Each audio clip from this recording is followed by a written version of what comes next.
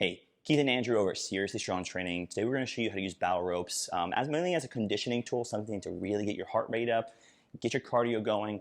We're going to show you a few different variations on these. Really, there's probably no limit to how creative you can get with the exercise, but we're just going to show you our 4 favorite variations on this one that we use typically for time, or sometimes you can even count reps.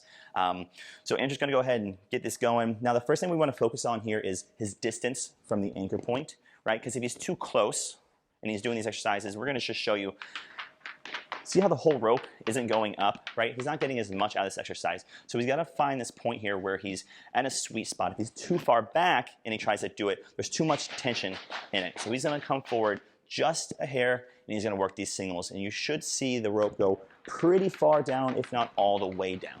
So this is the first variation, just these little singles. Little guys, going to get the shoulders burning. We can also switch over to doing doubles. Right? Again, very similar, just kind of getting the shoulders burning. We can really step the intensity up. Boom, right? Now it becomes a full body exercise. This is even going to challenge your grip. So make sure you've got a good grip on there. Chalk the hands up if you need to. And then one more variation we're going to show you are what we call maybe twisties, where we're just kind of going out, or we can reverse it and we can go in. All right, good. So give those 4 variations a shot. They're going to get your heart rate skyrocketing. It's great for conditioning. It's going to really help you get into good cardio shape. We love the battle ropes. We use them all the time. So hopefully you have access to some, and you can really reap the benefits of that exercise.